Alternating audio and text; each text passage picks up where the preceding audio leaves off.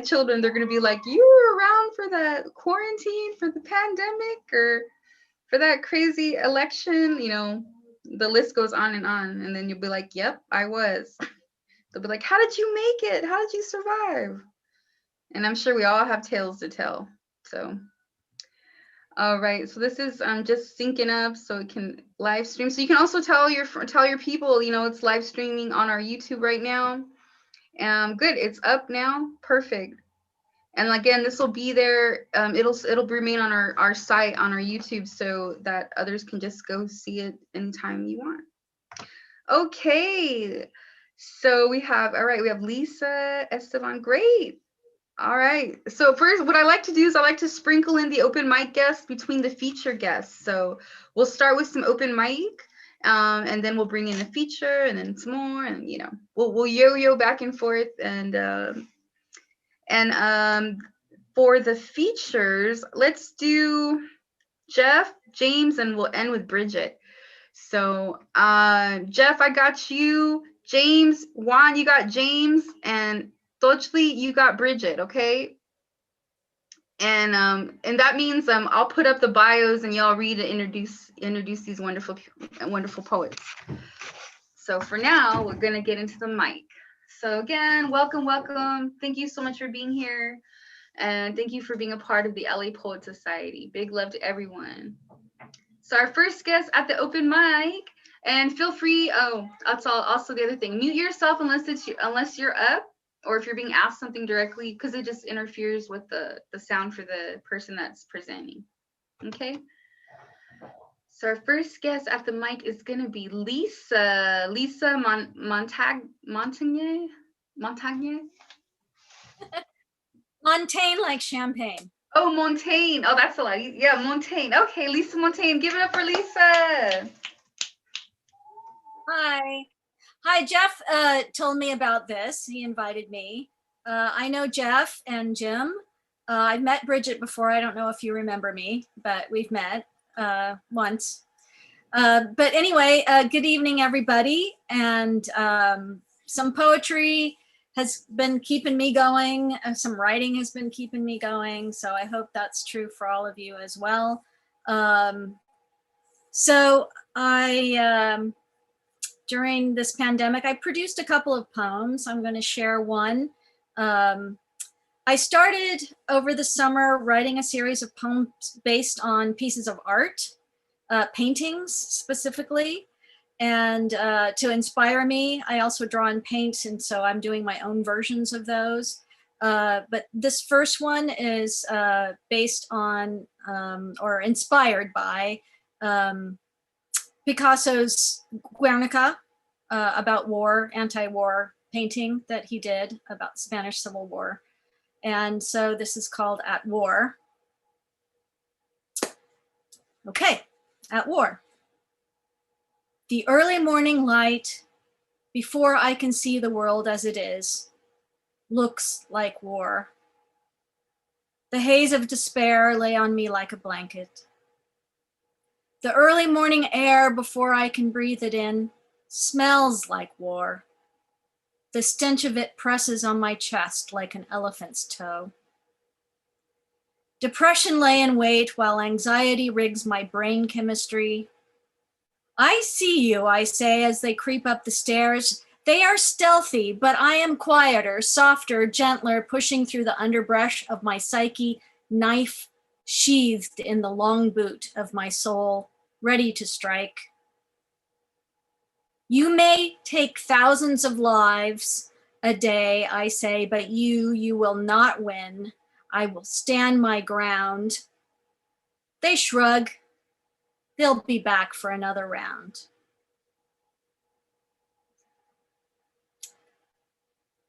The end of that.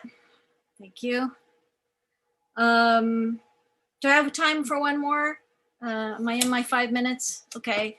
So I wrote this many moons ago, many years ago when I was a college student, but I think it's kind of appropriate because of, I don't know, just us being aware of differences and divisions with this election week. and it's called A Poem About You, and it's sort of about a feeling of isolation from others, but we can also try and relate anyway. So anyway, this is called A Poem About You. My life does not begin and end with you. You are another, shrouded rightly and true.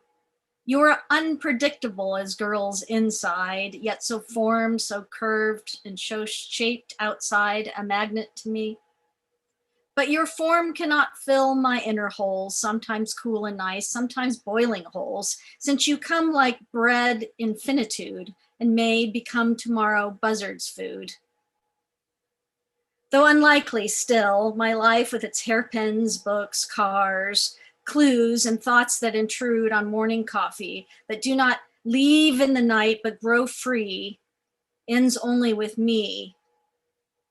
And yet, we can still touch. That's it. Thank you. Yeah, thank you. I love that. You know, we still can touch. It's beautiful. Thank you, Lisa. Let's hear it one more time for Lisa Montaigne. Everyone, do your craziest reaction in the. No. Hey, you know. It's exciting. Also, I wanted to say, and thank you for opening it up, Lisa. I appreciate that. That was wonderful. Yeah. And also, I want to let you all know, if you go to gallery view, there's these different views in Zoom. If you're a new Zoomer, there's a view, right? So if you have gallery view, you'll get to see everybody at one time, you know. I guess I'm old because I always think of the Brady Bunch, but no one likes that joke. No one really says anything. But I see, like, I want to do the like, like how they all look on the screen. But anyway. Hollywood Squares. Oh yeah, the Hollywood Squares. You over there, Lisa. Like for me, Lisa's over here and Bridget's over here. Jeff, you're like down here. I guess it's different on all our computers, but it's fun when you see the gallery view. And I take screenshots of the night just because, you know, I put them on our Instagram, but also this is how I take pictures now. So screen captures. If you want to see who's presenting, you know, at the moment, if you change your view to speaker view, whoever is unmuted, so even if it's not your turn, but if you're unmuted and some noise happens, you'll come up in the front right away. So speaker view is whoever's presenting is going to show up on your screen in the middle, and then everybody else is going to be kind of on the top, like a little thumbnails and stuff. All right, just wanted to help out there. Again, all arts are welcome. If you want to share at the mic, just type in the word love. Welcome, everyone. We have some new folks here. I'm so happy that more folks are joining in. So next up, we have Juan Cardenas. Let's hear it for Juan. He's a flutist and a poet, and he's my right hand with the LA Poet Society. Couldn't do it without him. Hi, everyone. Hi, Jeff. And hi, everyone that's here. Hi, Elizabeth. I'm very happy to be here. Thank you, Jessica, and thank you all for being here. It's really an honor to have you all in here in this community space. I want to just, if I may, if these kids allow me, jump into a little slow blues with flute.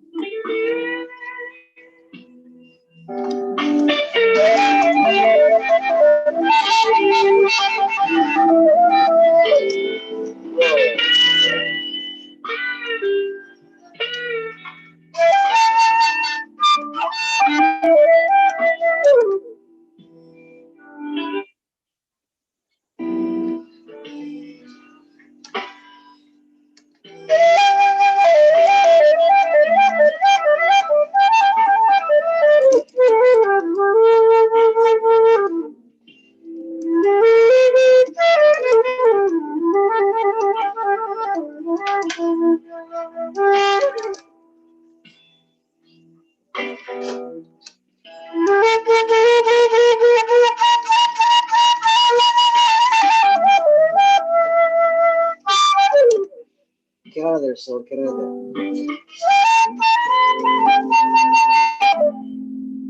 Yeah.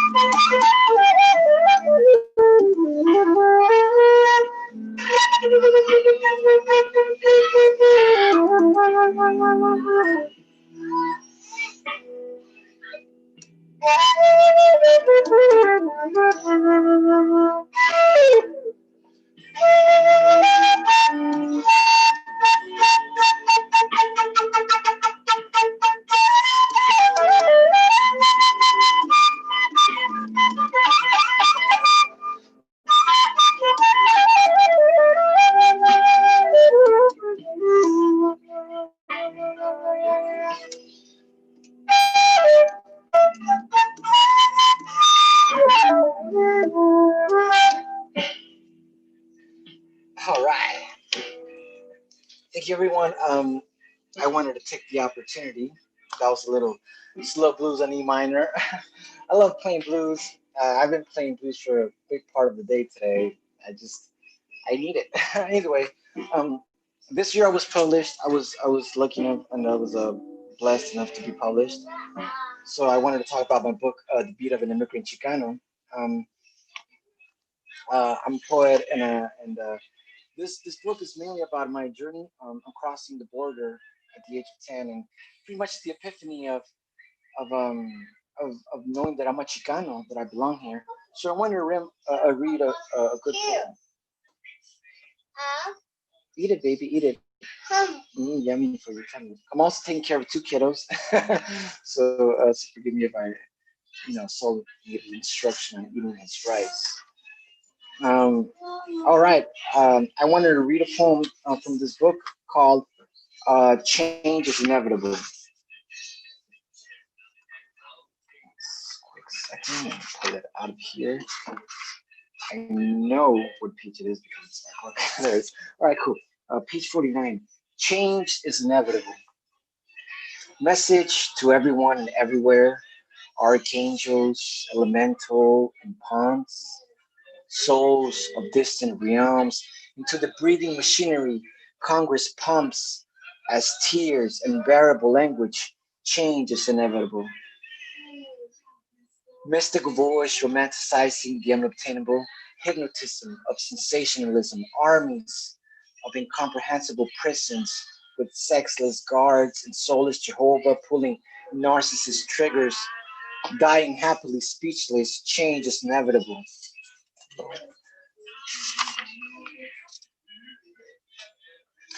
Capitalist cannibals kissing and hugging flags and rituals for generations with a godless religious momentum. Change is inevitable. Proud police duty inflicting gear, parading fear, tyrant racist pride drowning your despair in your community. Change is inevitable. Corporate colossal drunks compulsively toasting to the groaning stomachs of their minimum wage employees' children. Change is inevitable. Allah, Yahweh, Jehovah, Jesus, Hari, Buddha, Omadeo, Mother Earth, self, brothers and sisters, universe, change is inevitable. As you are to me and to life, the way we are born out of action, which takes place today, the miracles which our words will cause. Thank you so much. Thank you. And oh my God, I am so distracted by Aladdin's song in the background, and I apologize if that's like overtaking. I'm trying. Either way, the beat of an immigrant Chicano, I would totally post my link. I apologize for the "Never Had a Friend Like Me" song in the background. I was reading. That's a little funny. Thank you, everyone. Thank you, Juan. Woo, let's hear it for Juan. Oh, he really put it on the. He's such a great dad. You rock. Big love to Juan. And he's an amazing artist too. I know we didn't even notice that there was music, like some other competing. Like we heard you, brother. We heard you. Yeah, it was great. You gave it away. You told us, but that's okay. That happens. Put the link to your book in the chat. Put and that goes to everyone. Put the links to your book, to your website, to your blogs, to your side business, whatever it is. We're all supporting each other. You know, I know we've been getting used to it, but we are still. This is a quarantine, right? This is still COVID. This is still this epic battle that we're facing in this country, right? Like there's a lot happening. Um, But yes, we all got to support each other, and also by just having events like this, we get to share our truth, and we have that opportunity to connect.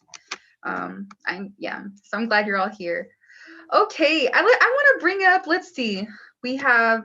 I think we'll bring up one more open mic, and then we'll get into our first feature tonight.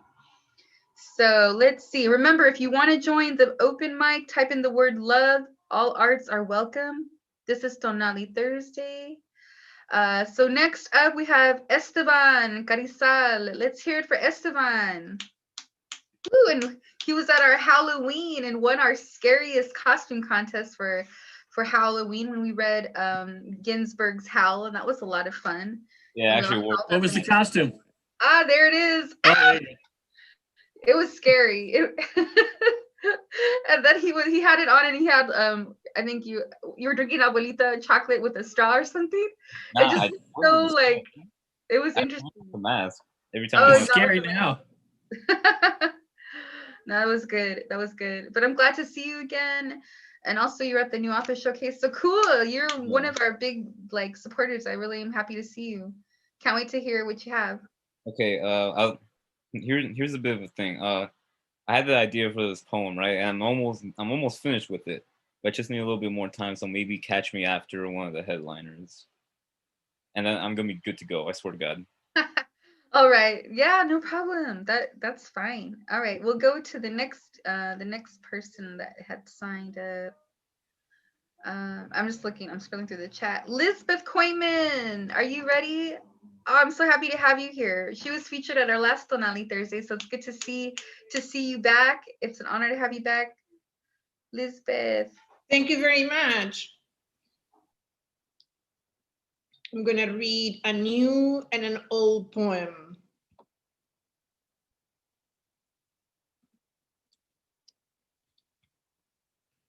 Why the Nightingale Sings, for Dawn Wooten. At the top of an ebony tree, in the forest of our shared pains, a nightingale sings a lament for our brown selves thrown against each other in the novel virus spreading vortex of dark cages. Lament for our uteri bleeding after rape, after the agony of having children taken away, dysmenorrhea, the red agony of exhausted ovaries swallowing daily cocktails of misogyny and xenophobia inside an ICE concentration camp. On surgical tables, healthy ovaries mistaken for cystic ones, then both removed from semi-etherized female brown women, unable to refuse treatment, unable to understand their fruitless future of muted mamas and abuelas. Brown women, unable to stand up for their own humanity, brown children taken with the precision of a scalpel, forever unconceivable here or there, even when sent back to where they came from. On top of an ebony tree, in the forest of our shared pains, the nightingale sings in the dawn of our uprising.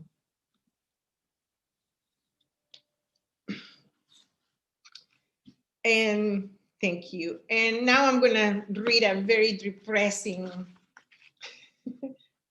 poem. This is one of my oldest poems and from the darkest of my days. Staccato thoughts. Beyond sadness, there is no today, only this gray viscosity in front of me, heavy as lead, unfortunate landscape of broken promises littered with pieces of my heart scattered, bleeding, shattered. The wind blows through the hole that is my chest and speaks of devastation. The mind races behind the staccato thoughts of the lunatic, failing to gather them in harmony. The judge inside murmurs a death sentence. Dead woman walking the thousand roads of lies leading to the abyss that is my mind. We have burned down our prison, but instead of running free, the fire has consumed us to extinction. No God, no family, no love. Solitude is infinite, a moonless, cloudy night. We have burned to ashes. Nothing remains. Even the memories have been consumed by the acidic fumes of the fire. The voices gather to murmur healing prayers. The thoughts of the lunatic come to a soft lament, with the certainty that even in a moonless night, one can always see the stars. I'm Lisbeth Koyman. I'm the author of I Ask the Blue Heron, a memoir available in Amazon, and the author of Uprising Alzamientos, my bilingual collection of poetry, coming up with Finishing Line Press in June 2021. Thank you. All right, let's hear it for Elizabeth. Oh my goodness. Woo! It's like a double punch in the gut, and then you scrape me up with the knife in there. It's like, but it's real. I appreciate that you speak and share these words, and thank you, sister. Much love. Let's give it one more. Give it up again for Lisbeth Koyman. Yeah, and put your links in the chat. Get all those links in there. And again, thank you for joining us tonight. Thank you for being here, everybody.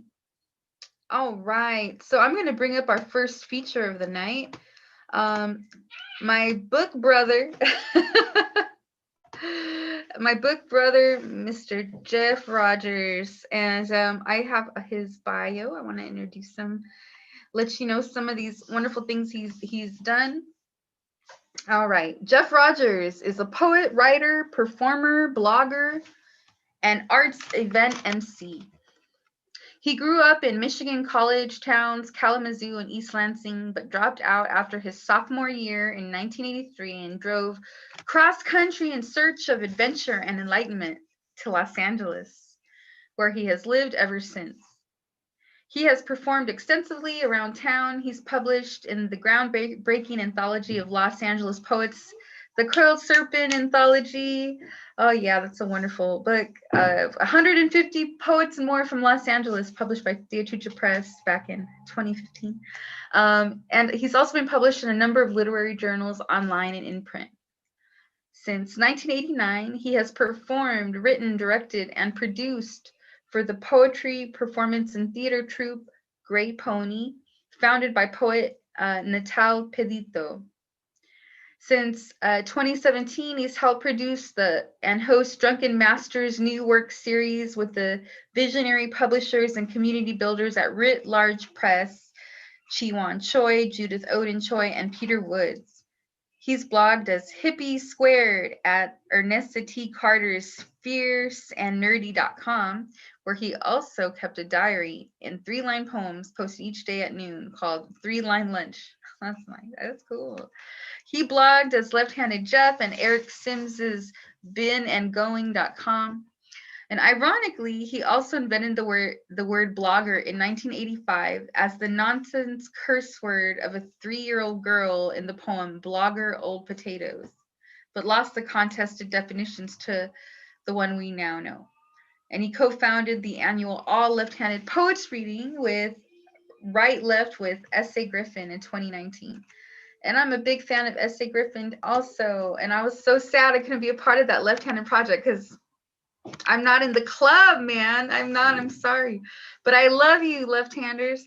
Anyhow, what a great bio, and that's exciting. So blogger, get Jeff's definition. And let's get those links. I'll put those links in the chat here for you, Jeff. All right, everyone, please welcome to Tonalli Thursday, Jeff Rogers. Big hand. All right. It's all you. Thank you so much, Jessica, for asking me to do this. And I am immensely honored and pleased to be co-featuring with one of my favorite poets on earth, Bridget Bianca. She'll probably show you her book when she comes up, but in the meantime, I will be trouble. My copy is dog-eared on about 90% of the pages, because I always dog ear my favorite poems in every book, and almost all the poems are my favorite poems. So, and James, I haven't heard you read before, but I'm really pleased to feature with you as well, and I look forward to hearing you. So yeah, my stuff's going to be a little bit of a downer too, probably. You know, as we all know, it's been a fucker of a year, and as Jessica alluded to, I lost my father on September 26th. He was almost 81 years old, so he'd lived a good long life. But you know, it's never, it sucks, right? And but again, I know I'm not in the least bit unique, because a lot of people have lost loved ones this year. It's been a fucker of a year. But this first piece that I'm going to do is about my father, and it's called, let me find it, Death and My Father. My stepmother called, said my dad might not last 24 hours. So I caught the first plane out of LAX at 9:35 p.m. He died about the time I got off in Newark to change planes, but I didn't know until I landed in Charleston at 10:55 a.m. and texted her as I raced toward baggage claim. Call me, she texted back, and then I knew. He'd stopped breathing at 6:10 a.m., but his heart beat until 6:15. She had told the hospice nurse to leave him until I could make it there to say goodbye. I walked in their front door at almost noon, hugged her, rocked her, still masked. The door to his room was cracked, shadowed. Lisa, his caretaker, told me how much she loved him, then broke and turned her back, sobbing into her hand. I paused at his door in reverence. I knew what I would see. I knew that he was dead. I thought that I would kiss him, stroke his cheek, but Lisa, behind me, warned me not to touch him without the blue gloves in a box on his desk. Rigor mortis had set in, she said. If I had even tiny cuts on my skin, I could get infection. Death could pass into me. When I pushed open the door and saw him, I gasped. So pale, head on the pillow, mouth wide open and black. Knowing and seeing are not the same. He was so dead, so gone. He was there and not there, and never to be there again. I gathered myself, walked to his side, stood next to the railing of the hospital, and upstairs to the bed. I scrutinized. I felt I owed it to myself to hold him in my vision and memorize him, because soon they would take my father away and I would never see him again alive on this earth. I would have only my memories and this. He was so white. The skin hugged the bones of his face. His head was tipped. His head was tipped back into the pillow. Soft, clean pajamas, dark blue and forest green plaid, white sheet pulled up to his shoulders. The knuckles of his hands folded under the sheet made a knobby projection. I felt thin, hollow, awkward. I stepped to the desk, found a box of gloves, like a Kleenex box, pulled out two. I wrestled my thumb in, index finger, middle, yanking and squinching and smoothing first one blue glove, then the next. I was shaking. It felt absurd, but I had to do it to get back to his side. I returned to him. With blue fingers, I brushed the thin hair back from his high, broad forehead, stroked his cheek. The flesh still had give. So white. In death, he was all angles, sharp cheekbones like triangles, the arch of his nose, nostrils flared wide, mouth like a cavern deep into the earth. For the first time, I knew where ghosts come from. I've never seen one, don't really believe in them, but now I understood. Most of the humans who ever lived came before doctors and hospitals. Death visited them often, in person, and they lived with their dead. Saw them, skin drained of blood, so pale, 1 step from translucence, 2 steps from a haunting. Skin tight on skull and mouth wide open as if about to speak. It took nothing to imagine that if a soul rose, floated away, it would rise through that opening. I stood and I looked and I fought with the words that rushed into my mind to describe him. I held to my breath and pushed the words away. Words could come later. I wanted to be there, be in the not words with him. I, who live in words, wanted to simply live in being. Life was gone from him, but it was in me, and I could hold him there, living and dead.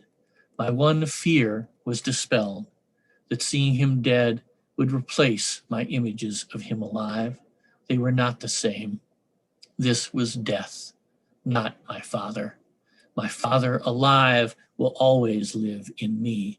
My father dead will die when I die. Thank you.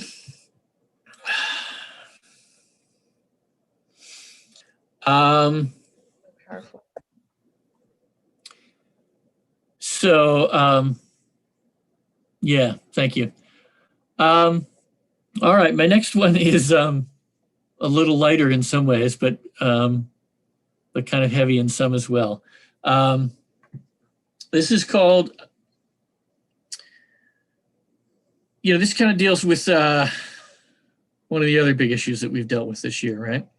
This is called The White Liberal Poet Organizes a Reading Against Racism. I'm not ashamed to say it, but I cried like a baby through John Lewis's funeral. And I watched the BLM protests 24 hours a day for a solid week. Would have been out there myself, except for my comorbidities. Can't risk the COVID. But I fucking hate racism. That's why I left Florida and moved to LA. All those damn racists I grew up with. We don't have that problem on the LA poetry scene, thank God. And that's why this idea just possessed me, that I had to pull together a whole bunch of my favorite powerhouse poets for a big reading against racism. Man, we're gonna get in some good trouble. We're gonna make a statement. We've got a great lineup already. Everyone wants to do it. I've got feelers out to 3 Black poets and 1 Latino, and I sure hope one of them gets back to me before that slot gets filled. Because we've got Kenneth Bishop, the old neo-beat Buddhist communist bebop jazz poet. He's gonna do 15 minutes from his 100-page epic, Horseshit Highway Manifesto, where he road trips across racist America from coast to coast, tripping balls on acid, shrooms, pot, and peyote. He savages the South, bulldozes the Midwest, and puts a stake through the heart of the Plain States. Everywhere but here, he chants, everyone but me. He's got a lot of rhythm for a white dude, LOL.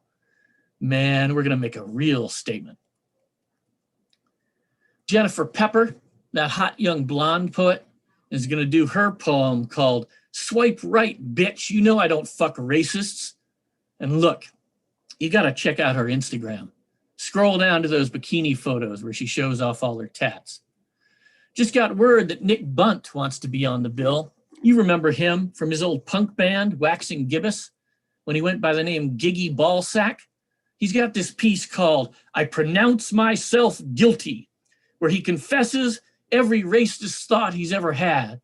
It climaxes with him screaming, forgive me, love me, forgive me, love me, while he's yanking out clumps of his own hair and throwing them at the audience. Then he breaks down sobbing and pounding on the floor. He makes a gorgeous catastrophe of his own feelings. We're gonna make a righteous statement with this thing. I sure do hope one of those Black poets gets back to me soon before someone else nabs that last spot, because this is a real important fight taking down racism. Gloria Glitter, the 80s party girl poet, is doing her signature piece, Color is Just a Trick of the Light. It's kind of her stairway to heaven. Starts out as a lyrical ode to sex, drugs, and her Black lover who was killed by the cops, And then it builds to a soaring crescendo on how race has no scientific validity and we're all just children of Africa. And if we'd only realize it, we could all live as one family. So what I'm saying, a statement, man. We're making a fucking statement here. I really thought about getting Mike the Poet to do his hip hop LA literary stuff, LA history stuff, but he always insists on bringing along a whole flock of his urban high school students. And I mean, they're talented and all, and it's downright noble, but I'm not sure they're right for this crowd, and we don't really have the time for all that. We got to keep the program moving. So instead, I've got Jerry Reynolds, the kind of intellectual looking poet with the longish gray hair, beard, and glasses. Looks a little like Steven Spielberg. He does these real ironic Joycean Lewis Carroll wordplay type poems, and he's got this one called Life on Singing Street, which is just a devastating takedown of 60s, 70s white flight suburban hypocrisy. Still no response from those Black poets, though. Such a great opportunity for them. I can't figure it out. At this point, I almost hope they don't get back to me, frankly. Sometimes it's just easier to go with the poets you can relate to. Just between you and me, if I'm being real honest, I'm kind of scared of those Black poets. I always feel like they're judging me. I'm always sure I'm going to say something wrong. Seems like every damn day there's 5 more ways to fuck it up. And who wants to feel that guilty all the damn time anyway? I mean, God damn it. It shouldn't be this hard, should it? I mean, we got a statement to make against racism. Thank you.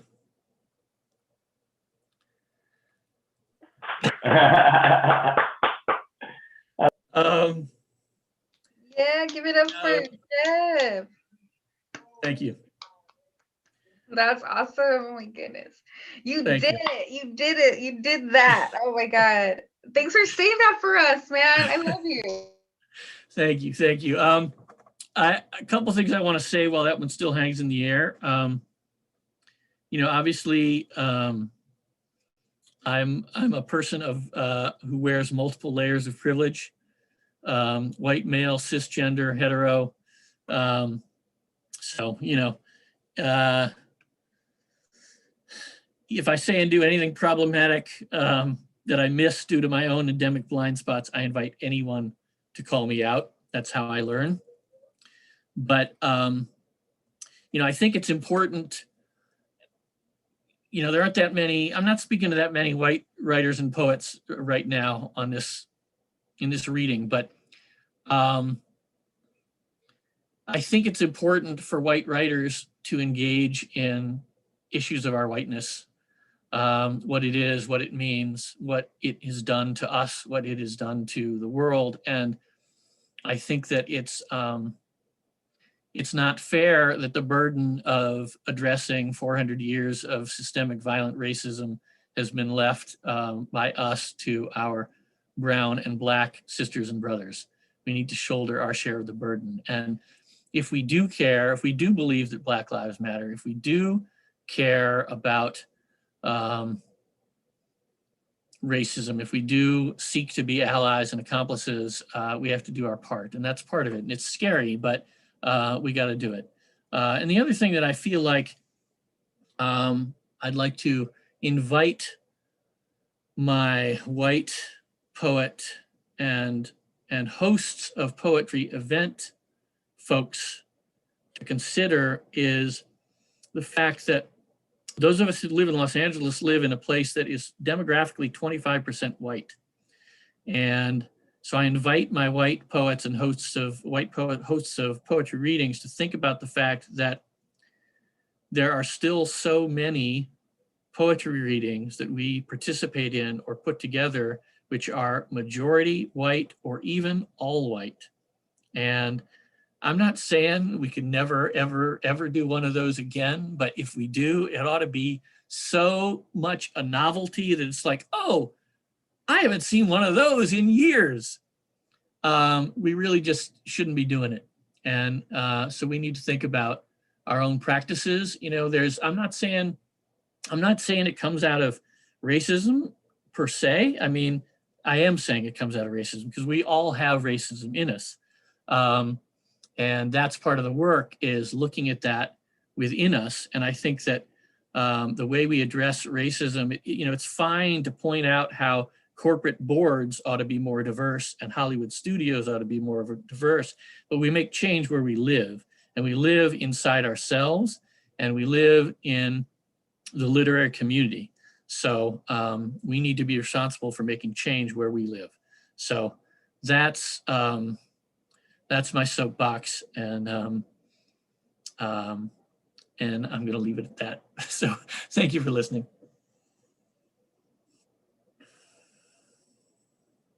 And I want to thank so many of my friends who came to join us for this. I got a lot of nice friends whose names I'm seeing on this reading. So that's beautiful. Yeah, that's fantastic. Thank you. Love. You can unmute. Give it up for Jeff, everyone. So beautiful. And like, honestly, I've lost close people they've died on me, and the capture you have of that poem of your father, like I've seen that face, and you capture it so well, and through that poem you preserving like that exactness, and I think, you know, that's hard to do. So thank you for doing that and honoring your father, and then also honoring his spirit, and you know, the pivot in that poem was everything too. Big love, big love. I wanted to have my candle here. I keep, Juan, bring me the candle. I was trying to chat you up and say quietly to bring me the candle, but I'll just say it right here. I want to light a candle for your father. And thank you. Yes. Thank you. Appreciate it. And thank you for being here. And this is our thank you so much for having me. I'm so pleased. Yes, and thank you for everything you said. For people of color, and also on behalf of, you know, white people, and just the messages that you're sharing. Continue on. Let us know how we can support you too and what you're doing. And it's important to hear from everyone. Just the more we speak, the more we understand, the more we can change, you know, the more we realize. So it's great to have these talks. So yes, thank you. And everybody, you can unmute if you want to. Yeah, everybody, round of applause.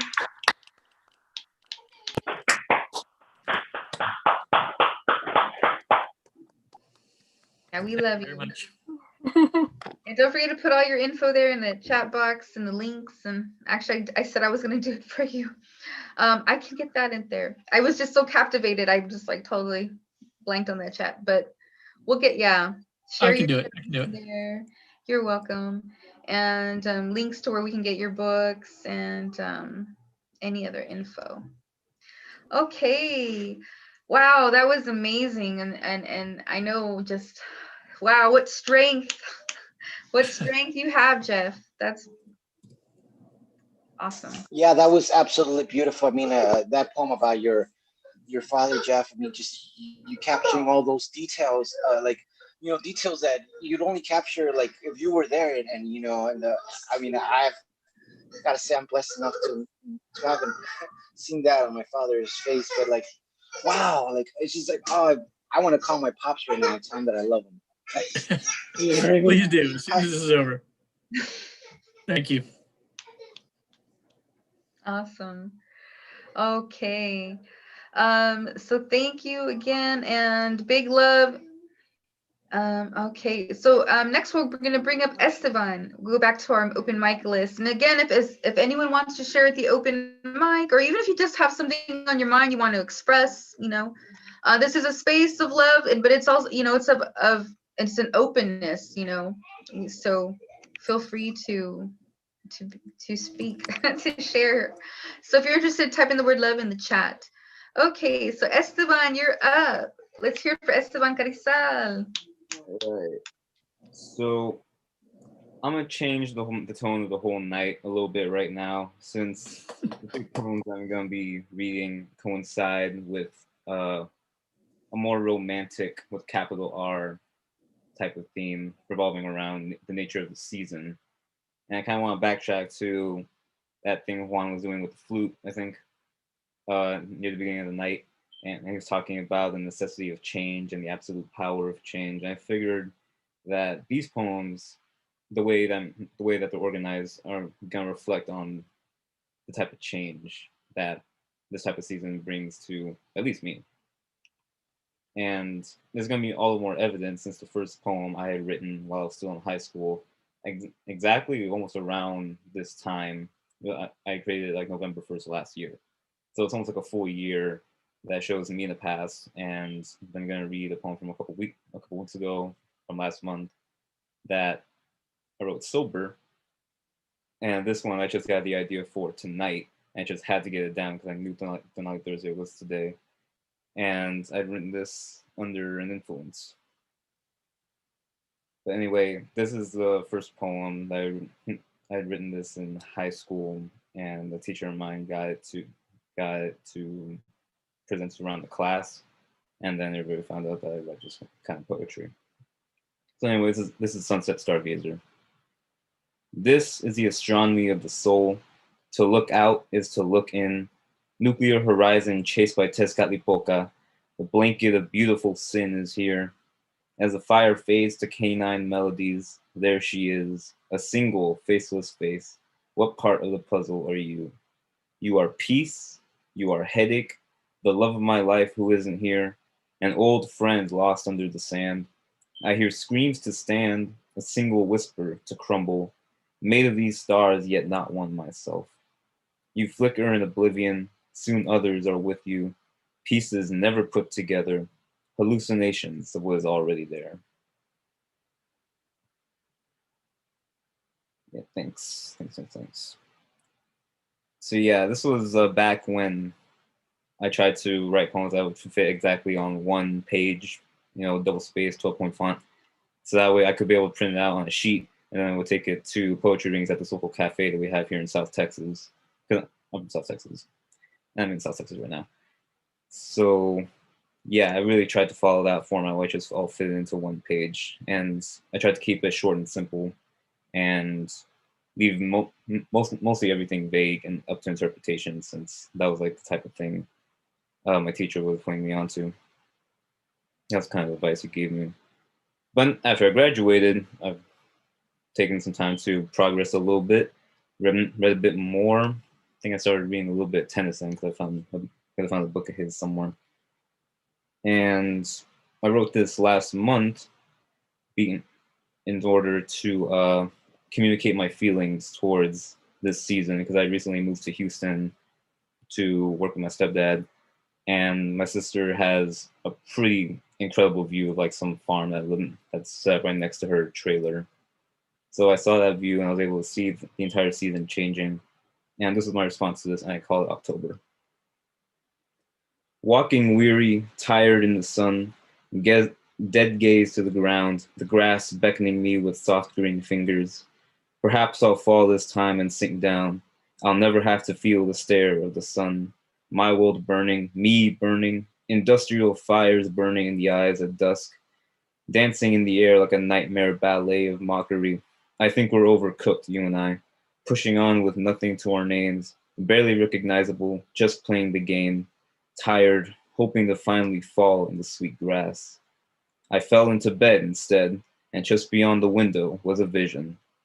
I could make out dense clouds. No, not clouds, but dust, ashes, and the rubble of fallen kingdoms, floating in the sky among armies. Yes, armies of destruction crusading along the horizon. They are on the march, on the warpath, on their way to us. The cry of battles and sieges is lost in the deafening wind. I opened my window to witness. All the windows in the world open to witness. And like the angel of death that touched stone empires, ice cold wind filled my soul, and the blisters on my skin dissolved to dust. Flying to space, torn apart by four barbaric horses racing across the night with monstrous hooves thundering, pounding stars into the ceiling. In the morning, I saw the ghostly countryside. Triumphant rays couldn't triumph over the steely wild hunt that the trees swayed and bowed to. Forests molted to feverish oranges. A genocide of leaves fell and was carried away by the wind that whispered and moaned gospels and sutras. and I realize that the world will die before I do.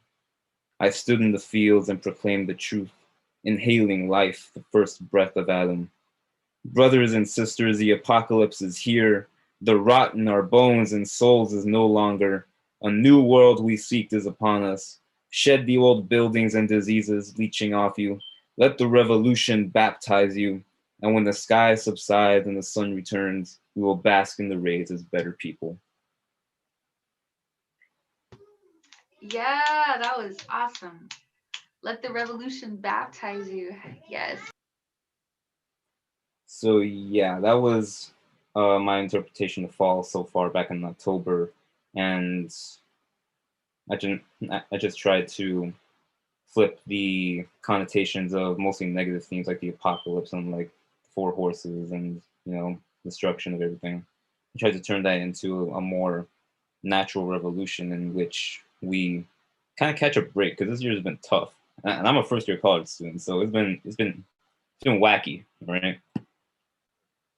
And I showed it to a friend of mine, and she proved my point even further by saying like, yeah, we are feeling weary, we're tired, and it's hot, so the sun's bearing down on us all the time, and we just we're burned out. But that was my interpretation back in October. The one that I've written today takes on an even more lighter tone. Well, not maybe not lighter, but it's definitely not. It's definitely less negative. And I call this High on November House. I dreamt of a November house built on the golden clouds of the sky, the shivering trees in the cold inferno, the warm hands of the furnace and the oven. Then I had the idea to live by the mossy thoughts of the clock tower. So I extracted the blood of dried leaves and moon rocks, and in my lungs the stars fly. The neighbor's tree outside is painted with dark embers. Diamonds hang in the sky like icy tears. I dress for the occasion, my only cozy friend. Then the angel grandfather appears in the doorway. I follow him through the warm evening halls and down into a concrete cellar, but never doubt the power of November House, because the concrete was warm with abundant kisses. We are outside in the rundown garden of earthly hounds, and we bring food for the dogs and the birds in space. I climb the crumbling ladder that injects fear. But at the top, I found the colors of a November world. Inside, the photos and furniture speak their journeys. The skeleton corridos bounce off the walls, while my inner saxophone groans of foreign America. The dying sunlight gave birth to a November uh, house. And later, when I was out in the world with my camarado sharing the experience with me, I knew what my duty was as a poet and wrote this November house poem. So now I sing about Texas November house to the mad lands of California. I was born under these palm trees, but tonight they give the midnight shade of a perfect day. November house, my yearly affair. All right, tee up, tee up. Mic's off. Yeah, that was awesome. I love it. Your yearly affair. That's nice. That's really cool. Thank you so much, Esteban. It's nice to see you. And thank Yeah, you for sharing with us yeah, crazy land Californians here, the wild, yeah. the LA. You're an honorary Angelino. So welcome to LA. All right. Let's give it up one more time for Esteban. Woo! Okay. So I wanted to share a piece, but does anyone else want to share a poem or a song or anything else? If anyone else wanted to share, you can type in the word love or just let me know now on the chat. I want to make sure also if I hope I didn't miss anybody that might have signed up. Okay. Yeah, some awesome lines. Actually, you know what? I think since no one else is saying wants to share right now, I'm gonna bring up another feature, and then I'll share for like open, and then we'll wrap it up with the next feature, unless we have, if we get some more guests. So let's see. Thochli, are you you're here, brother? You want to could you introduce James, and I'll share screen his bio?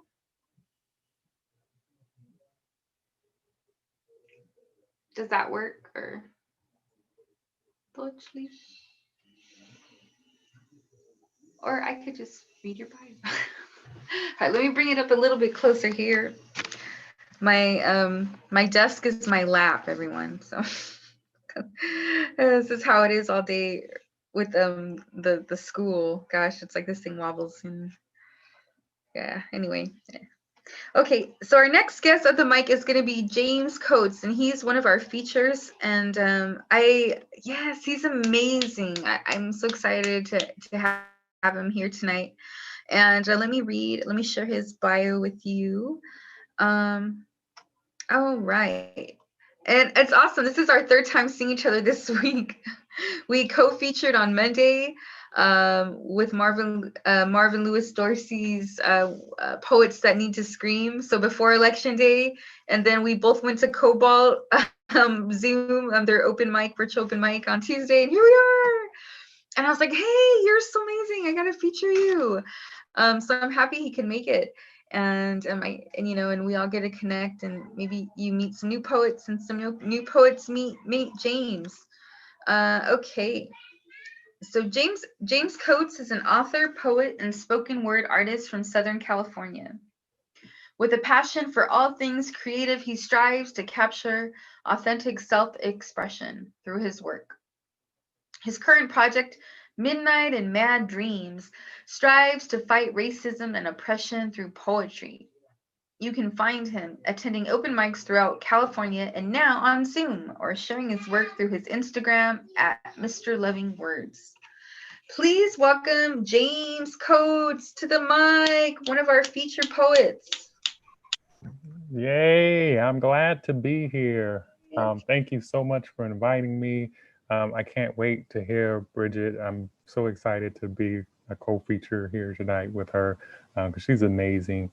And Jeff, you did so good in your reading as well. So I'm honored to be able to share with you guys. I'm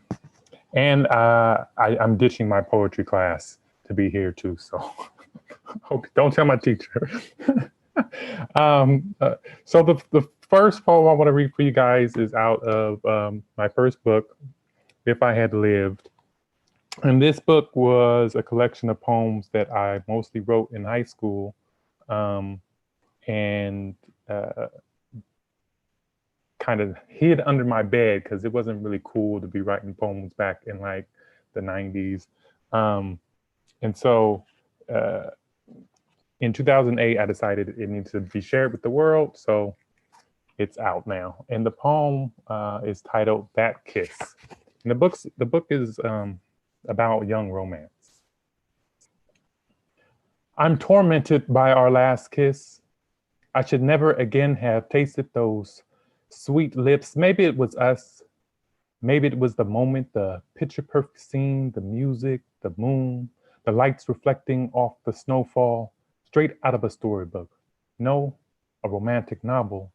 The perfect moment, the perfect kiss. Just like the first time I touched those soft lips, like the universe wanted this. While the world around us was moving in slow motion, we were acutely aware of everything. As time began to slow to a stop, I couldn't control my longing for you. As a moth drawn to the light in your eyes pulled closer and closer to those lips, it's like everyone in the world ceased to exist. Just you and I were left, primed for contact to be made. That's when the sparks fly. An electrical charge shoots from my toes, up my legs, into my spine, past my heart, into my head, and through my lips into yours, completing the circuit. Higher than I've ever been, on the most powerful drug, the thing we call love. I should never have accepted that kiss. It still haunts my dreams and follows every reminiscence. We weren't a couple anymore. You weren't mine, and these weren't your lips to fondle, but it was like I didn't have any choice. My body was behaving all by itself, hypnotized by the siren song in your voice, leading my ship to doom. despite the fact that it was a long time ago. The problem is when the snow falls, the music plays, or I walk that strip, I'm transported right back to that time, right back to you, holding you tight in my arms and looking into your eyes. The power of every passionate kiss accumulated since our very first, rising exponentially into one last burst, exploding and searing your imprint on my heart, torching my synapses, burning my fingertips. So every touch thereafter never feels quite the same. Sure, others came along and we moved on, new partners, new lives, new husband and wife. But that kiss invades my peace. Thought that shouldn't escape, release the same track stuck on repeat takes me back to feeling things I shouldn't feel anymore. Feeling emotions that aren't real anymore. The chemicals dance in my body, producing illusions that don't exist. That goddamn last kiss that simultaneously said, hold me tight, never let go, and goodbye forever on the same soft lips. Thank you. Yeah, so the interest that was my beginning start in the poetry was romantic love poems, that type of thing. I feel like a lot of people start there, and then I took like a decade off from writing and lived life and got more experience. And so the second poem I want to read from you guys is from my second book, was published in February of this year, and it's a book about poems that were inspired by women. And so I was really happy to put it out and tell these kind of inspirational stories. The poem I want to read for you is titled Miss Ado, and it's about how society has this idea that women have an expiration date on their beauty and value and sensuality. And after that, maturing women can't be those things. And I disagree. So here we go. She is far from used up at this stage. Time has crafted her perfectly aged, a hurricane in size, the ready to rage, and her charisma will blow you away. Her taste is potent and intoxicating as seasoned wine, sweet on the lips, a veteran dancer when swaying those hips, style fresh as the polish on her fingertips. Experienced in stimulating you with every part of her conversation, voice goes down like a smooth libation.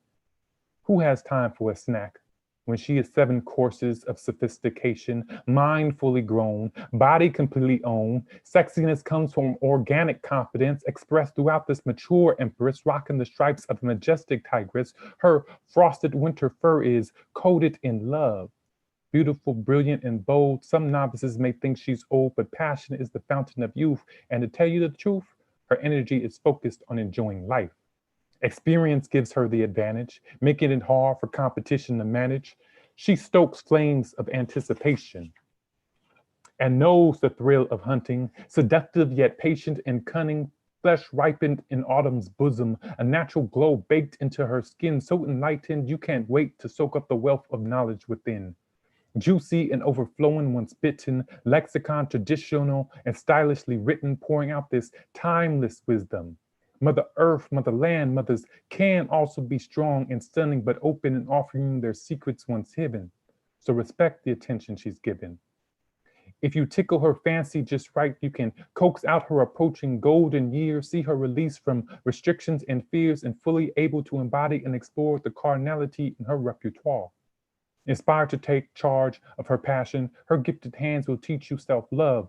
If you're willing to get in touch with her charms and discover her astounding vibes, oh my, it will take you to places so high you'll see starships in the sky. You won't want a piece of her mind, you'll desire the whole pie. She'll have you surrender into life, begging for her sugar and spice and offering more kissing and loving, giving and hugging, funneling and rubbing, more dining in than eating out. Skip the clout, intimate connection is what she's about. That good home cooking, soul food. Taste the rainbow and enjoy the flavor. Take your time. She is something to savor. But if you fall asleep in her embrace, you might as well be lost in space because one hit is all it takes for you to be gone. So don't you dare sleep on the fabulous Miss Ado. Thank you. And Hope you guys enjoyed that. So now, as mentioned in the bio, I'm working on a project that is tackling the idea of how we can use poetry to fight racism, and how do we bridge the gap? Because if you're already in a community fighting it, then you're used to certain language and commuting in a certain way. But how do you reach across that aisle to pull over the hearts that are ready to be transformed? Um, and so the first poem I want to share is it's about the water warriors, the indigenous that are fighting for um, the rights to just clean water on their own land. Um, so here it goes. Find it. Go, go, go. Find water. Find life in the water, in the ground, in yourself. Find it here, in you, in your origin, in the formation of your beginning. Lift the water into you so what pours out quenches a thirst we all have been longing for. Is water not freedom? And in such your liberation, are you not the vessel, your state ever changing, existence everlasting? When your spirit soar, like vapor high out of reach, does your essence so deep into the ground, into everything? Are you not fluid? Anything?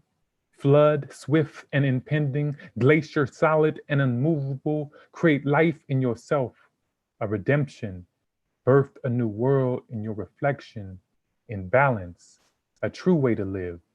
For it is humbling to find in yourself the stream connecting us all. Mold a reality in that form where difference is honored. Here, water is not only water, water is life we all need, the fuel, the future. Find it here, in the ground, in yourself. Find life and protect it. Thank you. Okay. Super beautiful. I just gotta tell you, thank you. Thank you.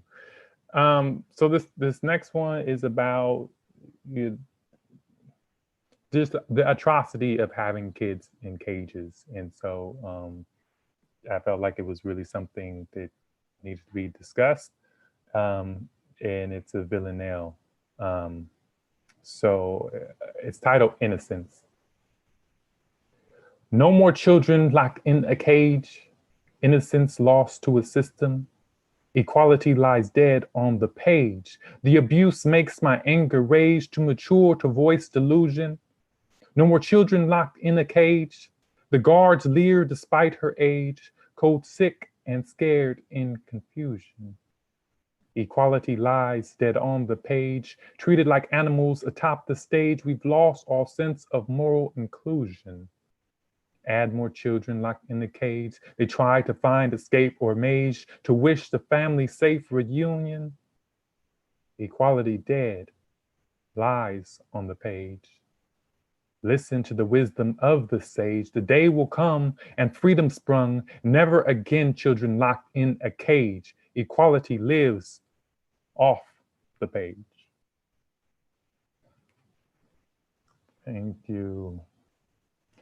And my last poem is for yesterday's Poe member. I don't know how to pronounce that, but yes, I've been trying to write along every month. So thank you for sharing that the other day. And yesterday's was what was it? Something about laughter. So this poem was about laughter. And the title is The Rib Was a Funny Bone. Her laugh sticks in my ears the way berry jam does the roof of your mouth. A honeyed, pleasing tone, contrasting my own blaring and boisterous cackle. Together we are not afraid to express our true selves, like skin peeking through ripped stone-washed Levi's. Last night her humor made waves, pulled oxygen out of the atmosphere, turned the bedroom into a simmering swell reminiscent of a Chappelle crowd. Fireworks of joy blasted from my pores, lighting my face like 4th of July skies. This type of beauty does not fade. This kind of woman, irreplaceable. Thank you guys for having me. Hope you enjoy. Appreciate you all. All right, Mr. Loving Words. That makes sense now. Like your handle, your Instagram. Beautiful work, James. Oh my goodness. And the way you capture women and feminine spirit, it's amazing. Thank you. Thank you for everything and for sharing. And I'm excited about your book. I know that we want to help you. LA Poet Society wants to help you. So I know we're in contact. So I definitely want to make sure that, you know, that project soars through through our nation and, you know, and beyond. So let us know how we can help. And also that reminds me, I do know one way we can help aside from what I just asked there, but we have our new author showcase, and I think you'd be a good fit for that too. And that's to everyone. We have the new author showcase, which features 3 authors. It's anyone that's published a book since December of 2019, and it's to help you promote your book since COVID has made it harder for us to get those books out there and tour them and etc. You know, all the fun things, the whole networking, the in-person action, you know. And well, anyhow, we feature a new author. We ask each author the same 3 questions, and it's a chance also to dialogue with each other, share expertise, share knowledge, and it's fun. It's networking. You also get a 10-minute excerpt. You know, you have a reading from the book. So yeah, I think you'd be perfect for that. So we'll set something up, and that goes to y'all that have new publications. So since December 2019, because then things kind of shut down, you know. So that's something else we want to do to support. But that was a great set. So, oh my goodness, so much emotion and so much fire tonight. I love it. That is definitely the spirit of Tonalli Thursday, that love, that fire, that, like I said, we call on that power, that ancestry. And, you know, it took a lot of courage to say these words tonight that a lot of you presented. So, you know, omateo and blessings. And I appreciate you all for being here and grateful for you all.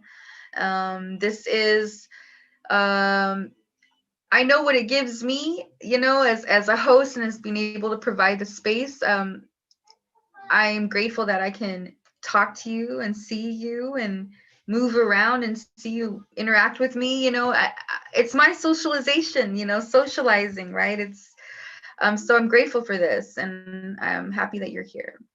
You make my days brighter. So, well, gosh, now I can think I'm the one at the mic, and then I'm going to bring up Bridget. Does anyone else want to share? Charmaine, are you down? Or, oh, I should say. Yes, big love to everyone. Well, before I share my own stuff, I want to just mention we are celebrating, LA Poet Society is celebrating our 11th year this month. So November is our birthday month. We started in 2009 in November. I think it was like the 15th. That was a Sunday. And our first action was the Soapbox Poets Open Mic. So that was our first, you know, gathering. And we were in Venice Beach on a soapbox in November, everybody. Because it's California and we can do that. That's where we began. And we put the milk crate down, my friend Christina and I.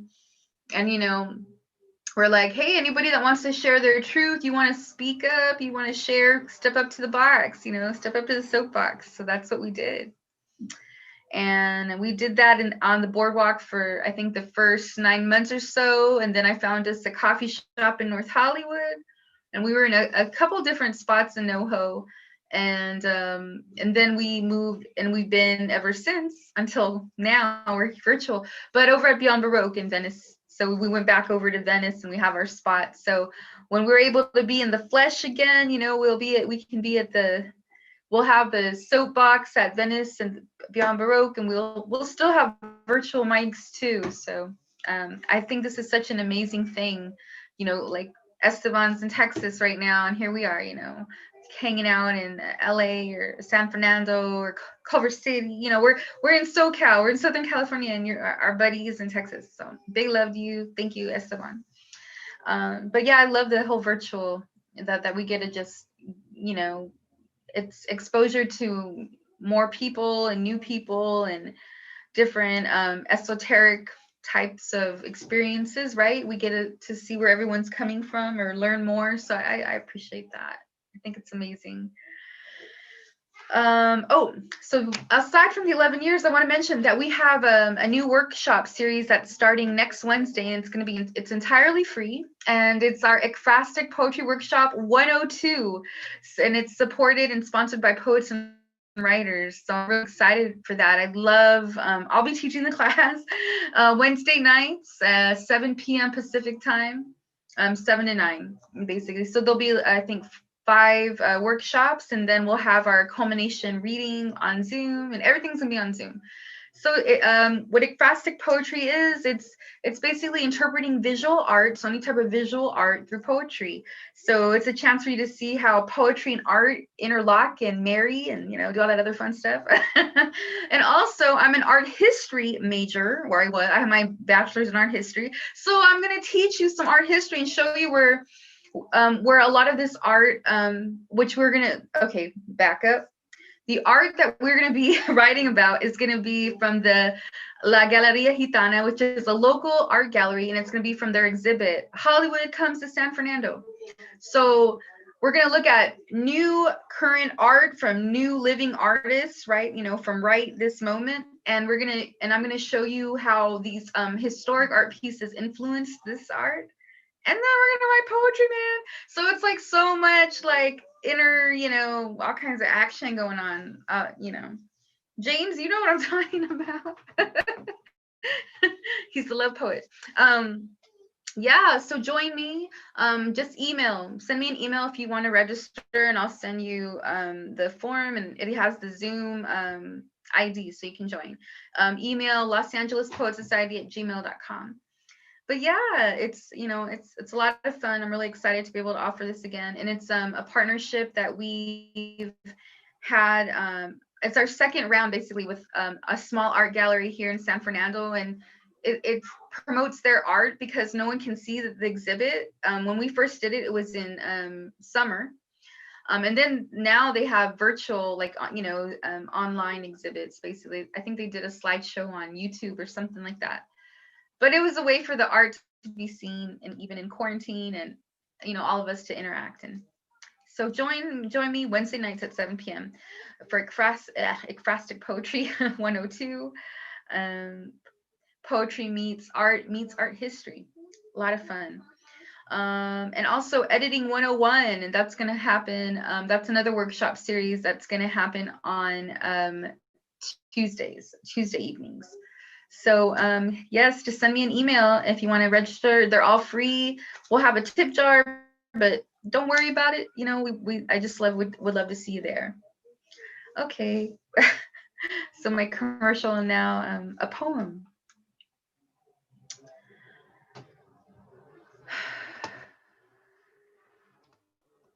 Well, I want to share this. This is also a call and response, so you can unmute.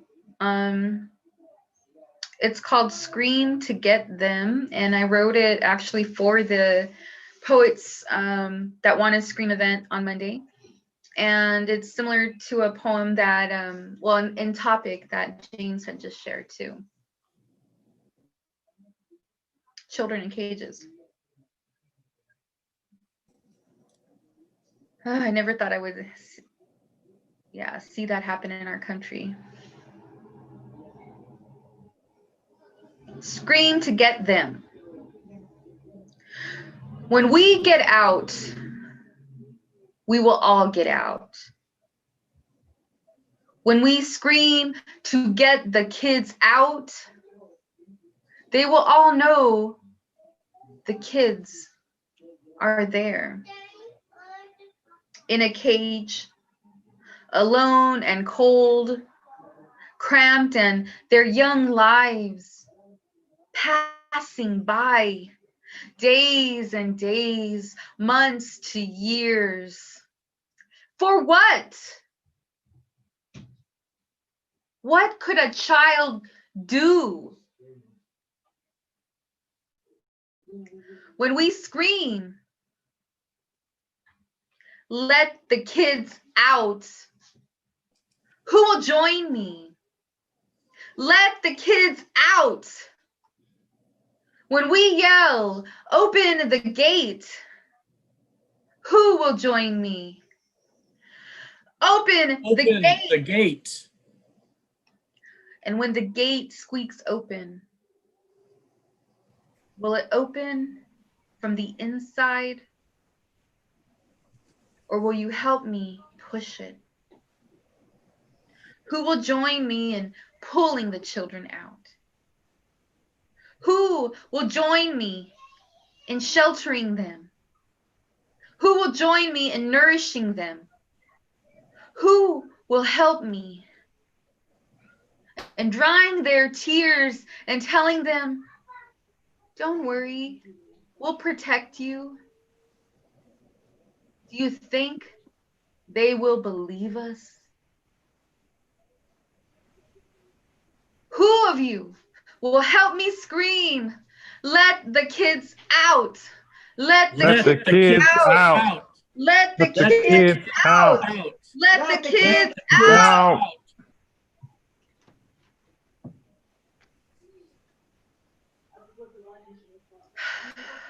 And so let it be. Mateo. You. And this, thank you for joining me. And this next one, I'm gonna share. You'll be the second group I sing this to. I made a little kind of like a nursery rhyme for my kids. I like to sing. I love making songs. Poetry is, lyric and songs. So they're all together, right? Music, poetry. So this is a little a nursery rhyme that I created, and if you'll probably catch on really quick because you're bigger than 2 and and 3, right? And we'll just sing it together a couple times, and we'll vibe with it for a little bit.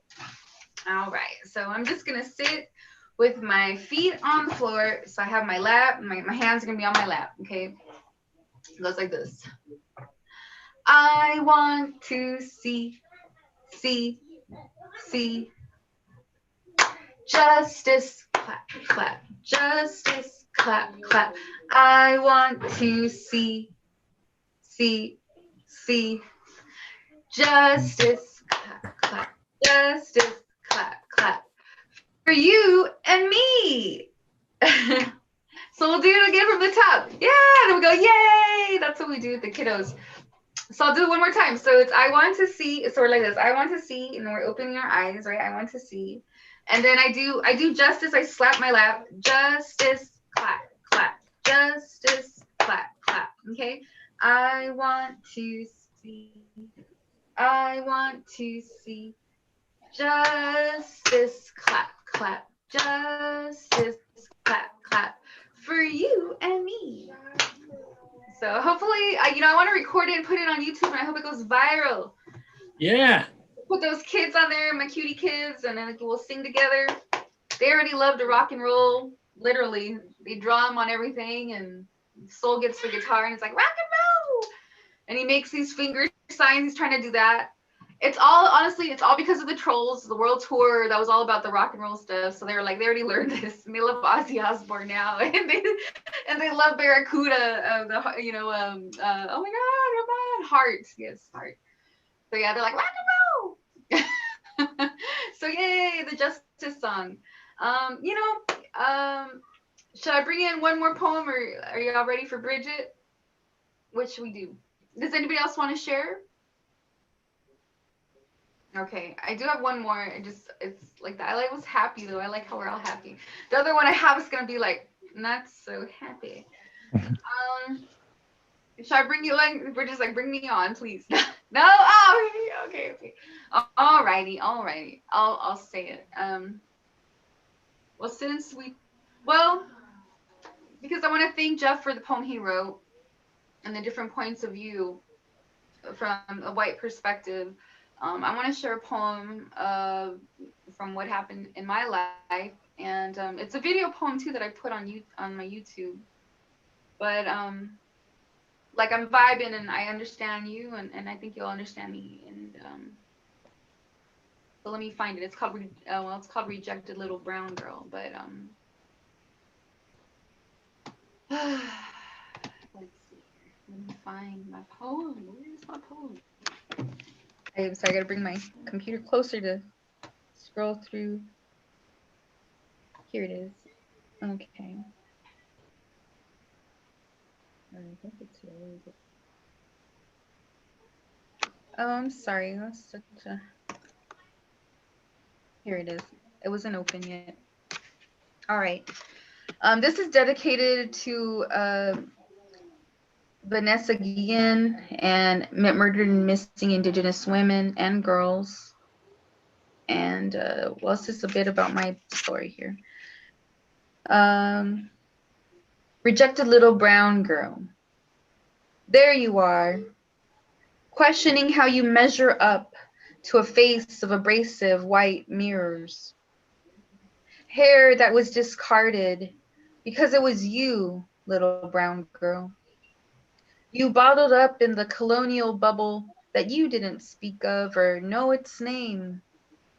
You knew it was you, little brown girl, just because your hair was nearly black, always straight, wouldn't curl, no matter how many times a perm was tried. And eyes big and dark, hungry for food, to be appealing again. Softening up to these elder women that you didn't know. What was normal? What was normal? Dinner at Denny's. I'm sorry. Whoopsie. Oh no, I lost my period. Okay. What was normal? What was normal? Dinner at Denny's, them smoking into the rearview mirror, me sticking my neck out to an inch of a window as we drove on the ride home. Or that time when my short hair confused everyone of what sex I was, if I was old enough to spread whatever that meant. Displacement. It's all about displacement. All of this. All of this. And all the ways I tried on the identity. I am white. They'll see it. My name confuses them. Am I convincing? I'm tired of caring.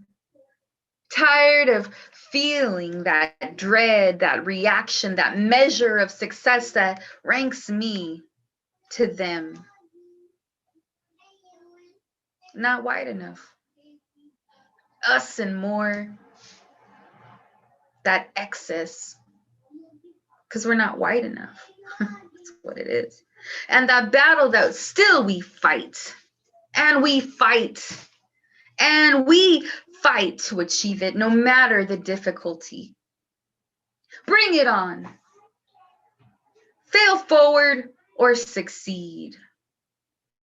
Rise up. We shall. Dedicated again to the murdered and missing Indigenous women and girls. And I'm really, it's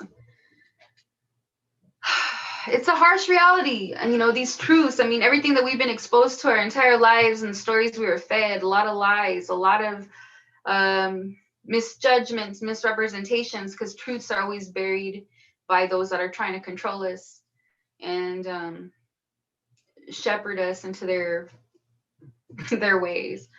I'm so happy that, you know, there's so many of us you know, I've been hearing a lot this week. The poets are first responders, artists, and I agree. We were responding immediately. It took a while to set in for the shock after Trump was elected the first time, and hopefully the only time.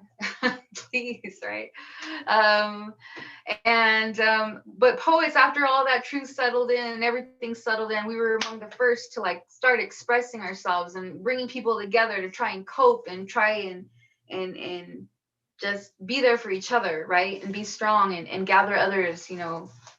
And we were the first responders when we were quarantined here, right, in our own homes, and when we're responding to pandemics, and we're responding to, you know, people getting, you know, our loved ones and our friends getting sick, and in, you know, and in times of death as well, like people are not able to be there, right? You're not able to mourn, you're not able to touch, right?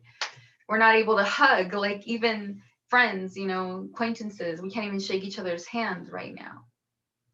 And we've been the ones to respond and be there for each other and lift each other up, but share. And our voices are amplified. And again, we're live streaming this on our YouTube, so we have this, so we can amplify this message to many more people. All right. So I want to bring up Bridget. Bridget's gonna bring us on home, close it out, go knock it out, win the World Series like the Dodgers. Woo, Dodgers! And the Lakers won. Woo, Lakers! All right. Hell yeah, we're feeling good over in Los Angeles with about that, at least. Goodness.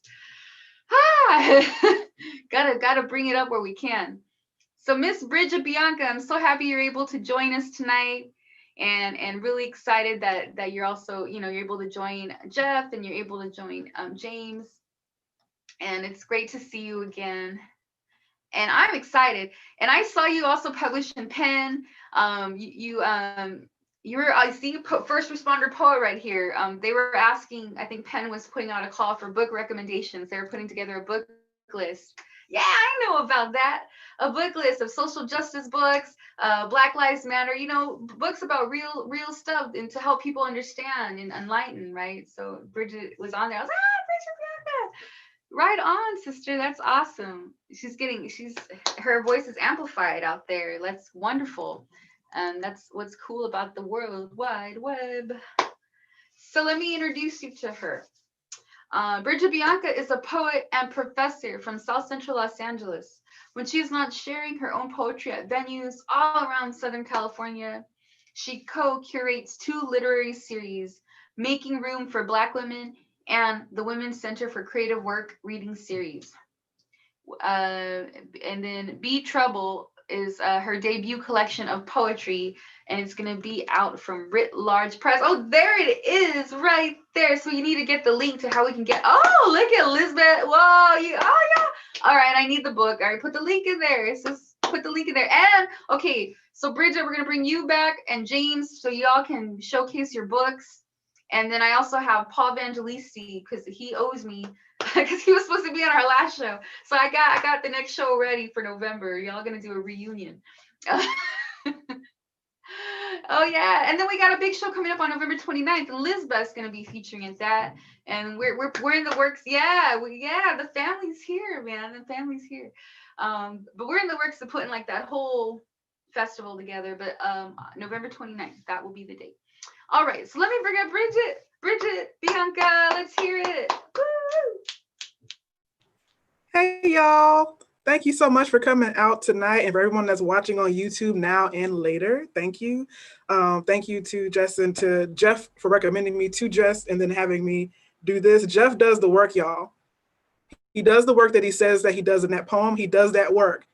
He's like, I'm booked, but also Bridget, and also this person, also that person. So I really appreciate that.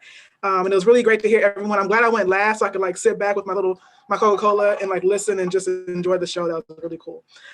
So I'm gonna go ahead and get started. So I'm wearing a James Baldwin t-shirt. You can't really see it, but I've been thinking a lot about James Baldwin lately as people talk about the election and voting, and they talk about, you know, why aren't the margins, you know, against 45 better and more in our favor, you know, what's happening to America. And I think that James Baldwin kind of told us like about the myth of whiteness a very long time ago.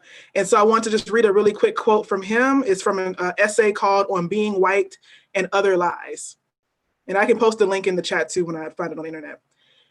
Just so does the white community, as a means of keeping itself white, elect as they imagine their political representatives. No nation in the world, including England, is represented by so stunning a pantheon of relentlessly mediocre. I will not name names. I will leave that to you. But this cowardice, this necessity of justifying a totally false identity and of justifying what must be called a genocidal history has placed everyone now living into the hands of the most ignorant and powerful people the world has ever seen. And how did they get that way? By deciding they were white, by opting for safety instead of life, by persuading themselves that a Black child's life meant nothing compared to a white child's life, by abandoning their children to the things white men could buy, by informing their children that Black women, Black men, and Black children had no humanity, integrity, that those who call themselves white were bound to respect. And in this debasement and definition of Black people, they debased and defamed themselves and have brought humanity to the edge of oblivion, because they think they are white. So that's a quote from James Baldwin. I'm always a teacher, y'all. I gotta always work in the art. I can't help it. And so let's get into some poetry here. I wanted Jessica to keep going because your poems were sweeter and nicer and softer than what I'm getting ready to read. Okay, so this is a poem from Be Trouble that this year became very relevant. Who would have known? It's called Ego Trippin'.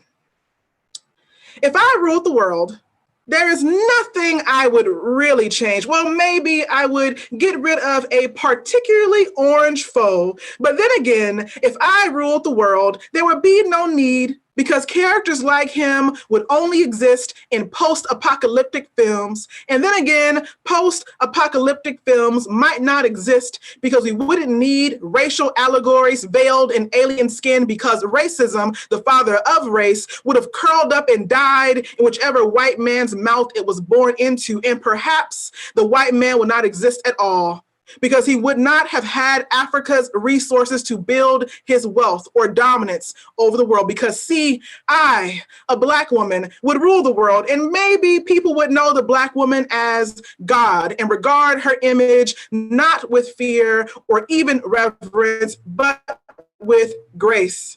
But then again, perhaps if I ruled the world, no one would know me, need me, praise me, ask me for anything, love, help, or mercy. Instead, they would simply know the God in themselves and find a stillness, a satisfaction in themselves. And then finally, maybe Black women could rest and say it was good. And so that's for people who've been posting, you know, Black women are saving the election. Black women are going to save us all. And it's like, Black women are tired, y'all. Look, everybody's tired. Black and brown folks are doing a lot of work right now. We're trying to flip Georgia. Give us a second, okay? Give us a second. Okay, and so I want to read another one kind of in that same vein. It's an extended version of a poem that exists in Be Trouble. And I shortened it because it was just really long and I thought it sounded too angry, but then I realized my whole book is angry, so maybe I should have put the whole poem in there. This is Reasons Why I Will Never Be President. Make sure I time myself so I don't go over. When I was a kid, they told us we could be president someday. And my family told me that if I majored in English and tried to be a writer, I would starve. But I like cheating death, so who knows? I'm a few years shy of my shot at history, and I have the confidence of an underqualified, overhyped white man who thinks the White House is a neat vacation home, so why not? Reason number 42 why I will never become president: because I say the N-word too much in real life. And my Twitter is filled with a decade full of fucks I don't give and bitches between friends. Reason number 8 why I will never be president: because I complain too much about white men who see me, a brown loaf of a woman, as somewhere soft they can rest their heads and warm their hands. And who wants Mammy in the Oval, mumbling juju under her breath or screaming bloody murder and begging you for mercy as you pull the baby from her arms? Reason number 417 why I will never be president: because I worry too much about Black men and how they don't see me and how they see me and how they see me in their mothers' faces and how sometimes they secretly hate her too for surviving their fathers or not. And on Twitter, a Black man, a celebrity, blocked me after he said all lives matter, and I said he knew better. Because any minute a boy with his face could find that face pressed against an alleyway or the hood of a car or the muzzle of a gun or a coroner's table looking for where the knife entered his back, and there is no one left in the rose garden to say the boy could have been my son if only he'd pulled up his pants. And there will be a mother with my face begging us not to reduce the corner store to ash, or they will blame her son for that too. And her hands are so busy stuffing our thoughts and prayers under the covers so she can pretend her son is only sleeping and not cold with your face next to the pulpit. Reason number 53 why I will never become president: because I complain too much about white women and how they see me and how they see through me and how all I see is them, the forest, the trees, the nooses, and the axe. Reason number 194 why I will never become president: because I worry too much about Black women and how they see themselves and how they see themselves in me. And nobody ever worries about us, so it will be a waste of America's time. And there are more important things, like, was she laughing loudly?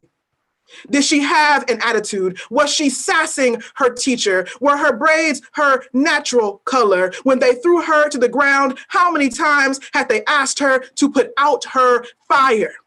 How many times did she say, I want my mama?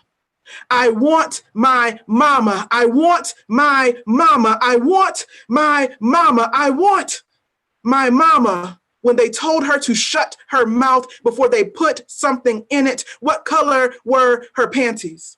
When they pulled her down the aisle, does she know she is too undesirable to ever come down an aisle again? And her pubescent body is too tempting. Everybody sees how fast she is running, but not who is chasing her. Reason number 29 why I will never become president: because I'm already cheating death. Remember? Every morning I wake up free, and we know when a dog forgets they aren't free and bites you, you put them down. When a bitch forgets she isn't free and bites you, you put her down. And what's a couple of down ass bitches between friends? And isn't a Black girl with the audacity to be free actually just a bit of supple flesh and bone, ready to be picked clean and burned without a marker or ceremony, maybe a hashtag if she's lucky? Reason number 15 why I will never become president: because I did that already. Sacrificed and made this nation great for you the first time around, while my own children went to market. And no one wants Mammy in the Oval unless she's carrying a tray or a tune. And if I can't sing, then who cares what sound I make when I am wounded or angry? And I'm tired of cleaning up your messes. So that's why I won't become president anytime soon. I'm sure among a host of other reasons that my FBI file will show us one day. I'm sure they've got something waiting for me. And I'm going to read another, kind of in the same vein of what Jessica read. I've been thinking a lot about the border right now and about the missing children that were in the cages that have somehow gone poof right in the night. And we're going poof the whole time, you know what I'm saying? But like really right now, they were used as a pawn and now they've been disposed of. It's heartbreaking. And so this one's called Must Be in the Blood. How the hulls of slave ships must have smelled. How the odor must have greeted the shores like a hurricane, whisking bodies across the middle passage to the new world to their deaths. How the quarters must have wreaked havoc on the olfactory senses. the stench a way to humble a wench or a buck, make them forget they were human and not bipedal hogs and mules. How the internment camps couldn't have been any different. I wonder how long it took for survivors to forget the way fear perfumes the air, how the camps at the border must be the same.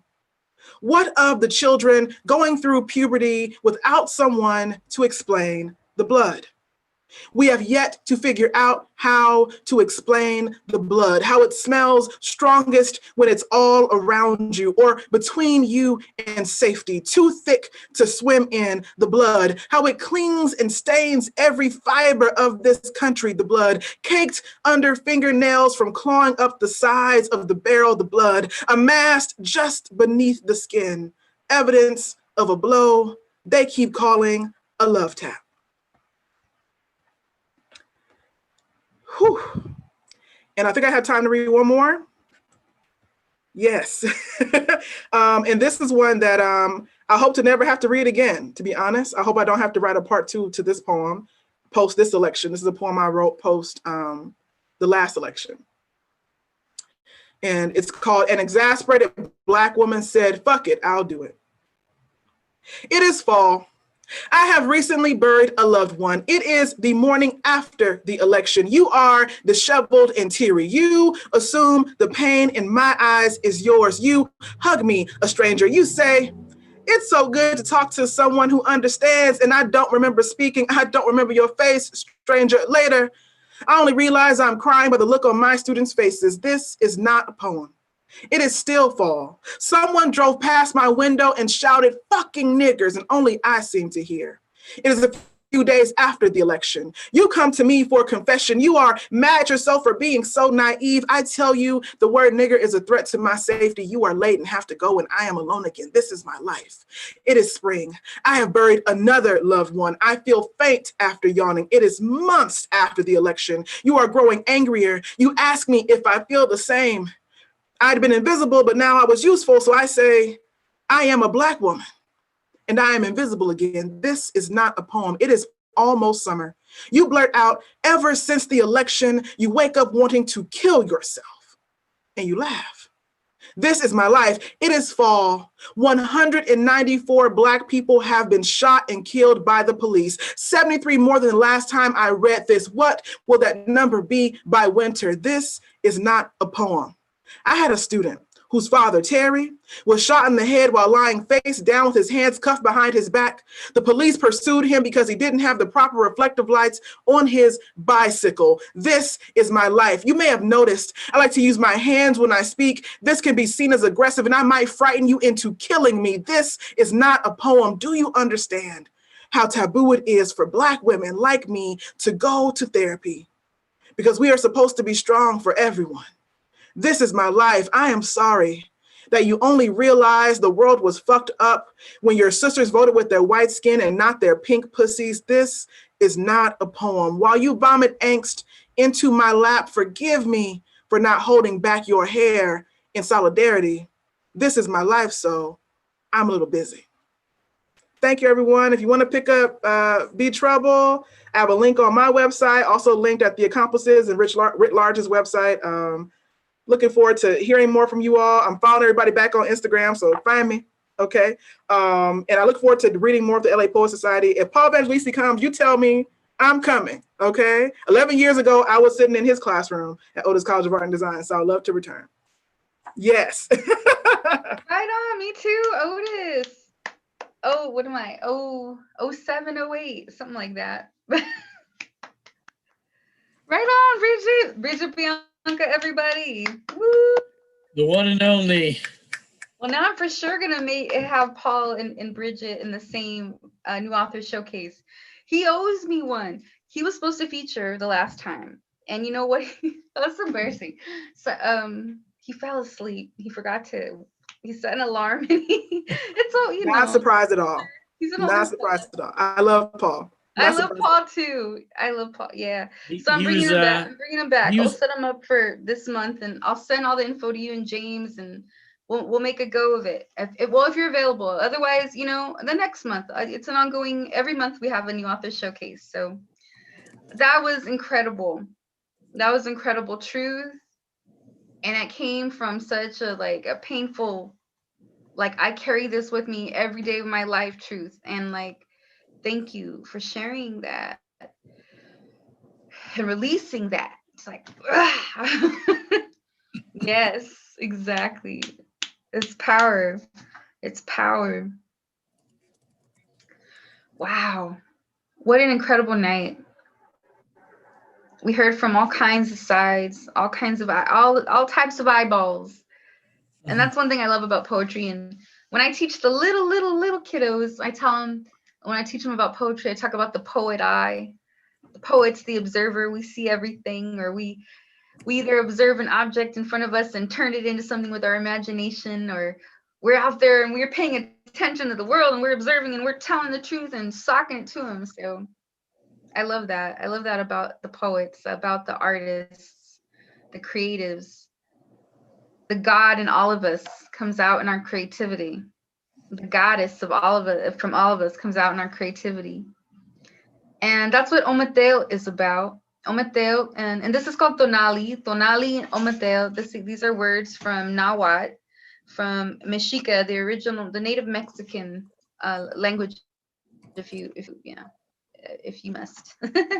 And Omateo is balance. It's the duality in all of us, the masculine, feminine, the balance of nature. There's always the duality in everything, the equal opposite reaction, right? So Omateo, and that's a wish of peace. It's a wish of balance.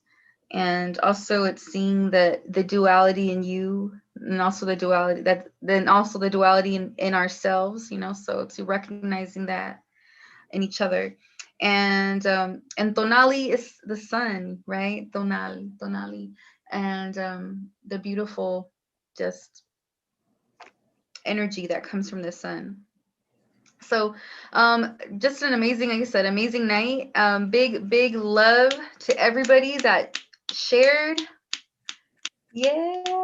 Yeah. It was really incredible. Awesome night. And also big, to everyone, the mic, and also for all the folks that came to hang out and support. And I love that. It's just one big party. So thank you for being with us, everyone. There's so many things happening with the LA Poet Society. Our next event is actually, our real next, okay, if I go in sequence here, Saturday we have a free narrative poetry workshop that Juan Cardenas teaches, and that's at noon. Again, I'll put this in the chat, Los Angeles Poet Society at gmail.com. That's our email address. If you're interested in any of these, email me there. Let me type that in. That way we can send you the reg form, and it has the ID if you want to join the class, the Zoom. And so that's happening Saturday at 12. And then on Sunday, our Soapbox Poets Open Mic is happening. So Sunday, 2 p.m. Pacific time, hosted by Gato Ska. And she is amazing, a kick butt poet. She's part of when I got to meet her, she was part of the Distill Arts cohort, which is Distill Arts is another nonprofit in Los Angeles that offers free poetry workshops and teaches folks how to write, how to create a zine, and get folks published. And it's really amazing. They do great work, and it's mostly, actually I think it's all free service to the people. I love that. So Distill Arts. But Gato is hosting Soapbox Poets Open Mic this Sunday, the 8th at 2 p.m. And again, that's our baby. That's the seed that planted that's the LA Poet Society's seed. So this is gonna mark our 11th year birthday and action. And Ingrid Calderon is featuring Nadia the Llama and Andy Sanchez. So they're all going to be featuring, and it's also open mic to all genres. So hang out, check it out. And then again, next Wednesday, the ekphrastic poetry workshops start. I get tongue-tied. It's like my own workshop. I'm like, ekphrastic. Or ekphrastastic, I don't know. Ekphrastic poetry workshop next Wednesday, and the Wednesdays after that at 7 p.m. Pacific time on Zoom. Everything's on Zoom. And And then after that, we have some more open mic shows. Oh yeah, call for submissions. Oh my goodness. So we are launching a new LA Poet Society literary zine called Acid Verse. And our amazing editor Rosie Alonso, she really is a punk rock gal. So she's like, acid. I'm like, oh yeah. But acid verse, it's pretty cool, right? It stings, it stays, it's powerful. Well, anyhow, it's a quarterly zine that's going to be here hosted on our lapoetsociety.org. And we have a call for submissions for BIPOC, Black, Indigenous, people of color, also LGBTQ. We extended our deadline to November 15th, but we're looking for all types of art and genres, from stories to photos to poems. So we're still taking submissions. So please, if you're interested, or if you want to share this with people you know, go ahead and do so. And we'd love to get their submission. We're also always accepting submissions on women and homeless women in support of the She Does movement to help voice homelessness. And again, this is ongoing. If you know anyone that's interested, you can also share that info. All right, let's see. There's so much, but yes, keep in touch, everybody. And I'll let y'all go because I know we went over our time. Thank you so much for being here, everyone.